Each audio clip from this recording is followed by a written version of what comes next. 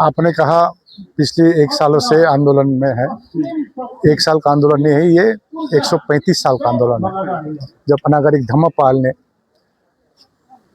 Sir Alexander Cunningham के जो किताब है उसके आधार पर जो खुदाई की गई थी, उसके आधार में जब देखा कि यहाँ पर सम्राट अशोक ने बनाया हुआ ये है, जीर्ण अवस्था में था, तो उन्होंने सर अलेक्जेंडर कनिंघम ने अनागरिक धम्मपाल को बुलाया। उनके जो आज बहुत समय देखता हूँ मैं, प्रेरणा कोई प्रेरणा एक ही है, अनागरिक धम्मपाल। आज अनागरिक धम्मपाल यदि नहीं होते ना, नहीं आते भारत में श्रीलंका से, तो ये भी कोई नाथ बन जाता। समझ रहे आप क्या नाथ, जगन्नाथ या केदारनाथ ये हो जाता। उनको धन्यवाद देना पड़ेगा। 135 सालों से ये आंदोलन है। तो हमारा आंदोलन सिंपल है कि जैसे मस्जिद में कौन रहेगा, अब मस्जिद छोड़ दीजिए आप, उनकी जो पवित्र जगह है मक्का मदीना में, तो देखिए कौन है, मुस्लिम है। वहां तो नॉन मुस्लिम तो एंट्री भी नहीं है। आज वो तो आपका पंजाबी का हो, सिख का हो या आपका हिंदुओं का हो, सभी का तो अपने अपने धार्मिक स्थल में तो वही रहते हैं। अभी राम मंदिर जो अभी बना अयोध्या में, और तो कोई है ही नहीं। तो हमारी जहाँ तथागत बुद्ध ने ज्ञान प्राप्त किया, जहाँ पर सम्राट अशोक ने बनाया, उसका आर्कोलॉजिकल एविडेंसेस है, वहां पर तो कमेटी में बहुत होना चाहिए ना। एक्ट लगा दिया 1949 का एक्ट, पीटी एक्ट 1949, जिसमें 4 बौद्ध लिखा हुआ है और 5 अन्य धर्म के। फिर बीच में भी आंदोलन हुई थी। अब ये तीसरा आंदोलन है जो हम लोग 3 साल से लगातार कर रहे हैं। तो अभी सरकार को समझना पड़ेगा, अब बौद्ध जाग चुके हैं। और जो बौद्ध की अब अभी प्रधानमंत्री आज ही कुछ न्यूज में सुन रहा था मैं, बोल रहा है कि हमने बुद्ध दिया है। जब युद्ध की याद आती है तो बुद्ध याद आती है आपको। तब इस ईरान और इसका युद्ध हो रहा है। तो हम जो भी है, भारत देश को बौद्ध की धरती से चीनी जाती है, सम्राट अशोक की धरती से चीनी जाती है। आज बोध गया में देखे इतने विदेशी आती है वहां पर, वह व्यवस्था के लिए नहीं आती है, वहां किसके लिए आते हैं, बौद्धों को श्रद्धा के लिए आते हैं। तो इसीलिए हमारी पिछले 3 सालों से एक ही डिमांड है कि बीटी एक्ट 1949 निरस्त कराओ। तो और महाबोधि महाविद्या में पूरी कमेटी में कौन होना चाहिए, बौद्ध होना चाहिए। सिंपल है, यही मांग है।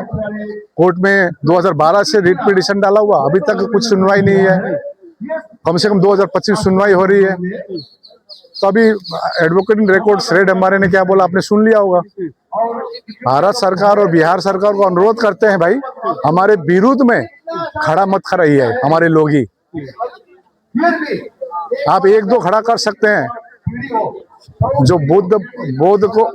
आज देखिए यहाँ पर लद्दाख हो, दिल्ली हो, मध्य प्रदेश हो, छत्तीसगढ़ हो, बिहार हो, राजस्थान हो, महाराष्ट्र हो, पंजाब हो, हरियाणा हो, उत्तर प्रदेश हो, हमारे दार्जिलिंग क्षेत्र हो, सिक्किम हो, अरुणाचल हो, सब आए हुए हैं यहाँ पर। आप देख रहे हैं, हम तो इतना आह्वान नहीं किया क्योंकि अब परमिशन नहीं मिल रही है, परमिशन नहीं दे रही थी 200 से ज्यादा।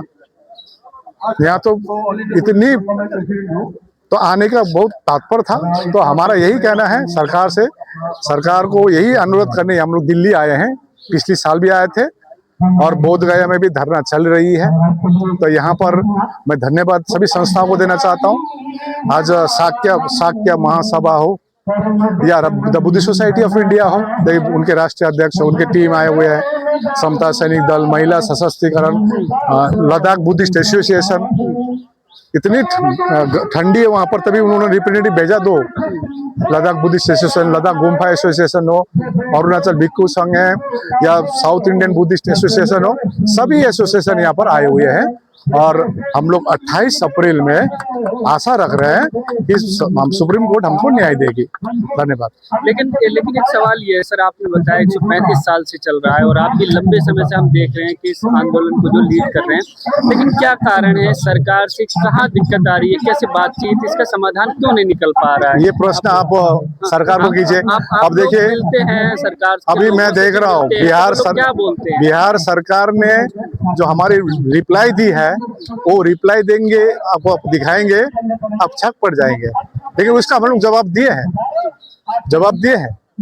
तो जितना देरी लगाए करेगा उतना हमारे लिए फायदा है। हमारे लोग जागृत हो रहे हैं पूरे देश भर में, विदेशों में। अभी मेरे को थाईलैंड से फोन आया था, Lama ji you are doing great thing.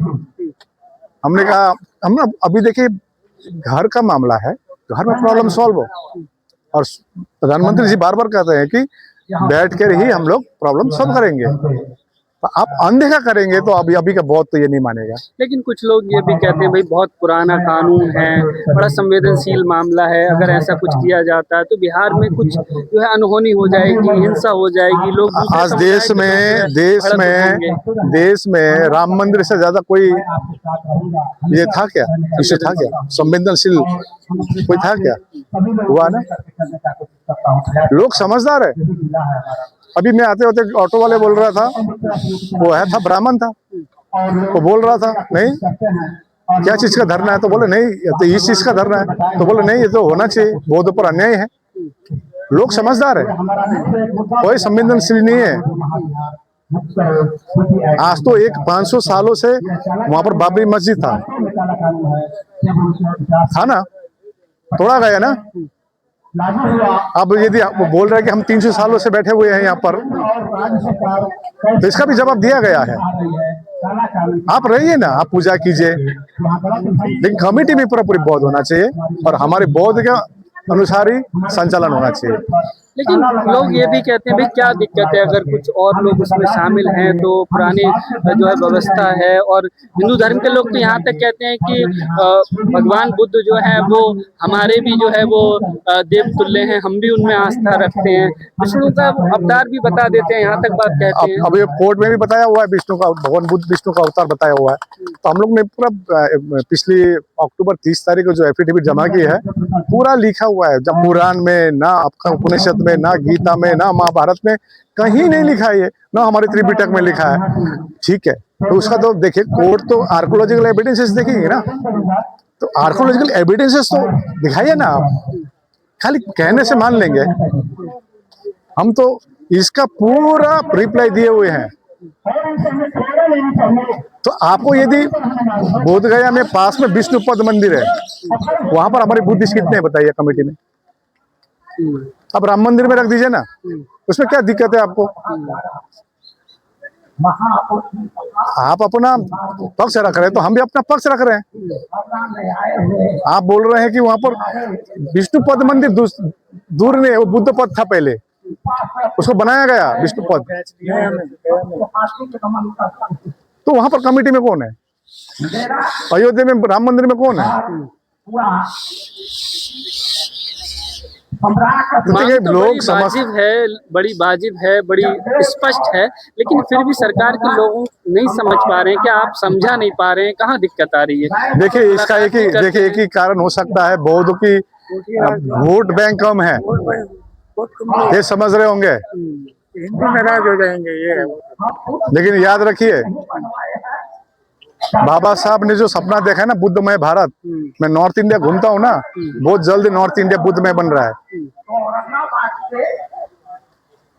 अभी जो बच्चे लोग, दे नीड एविडेंसेस,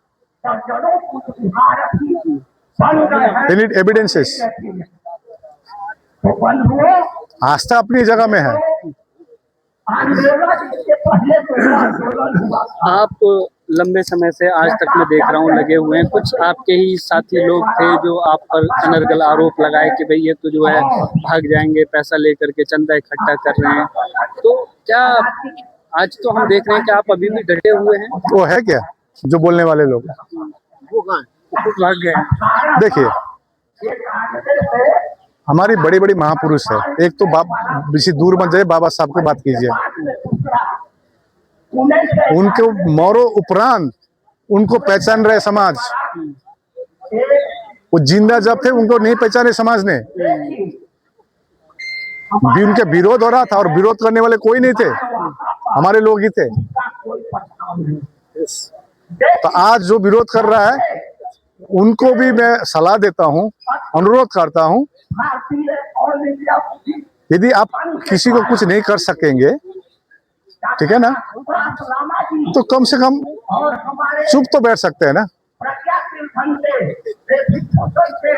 धन्यवाद। चलिए।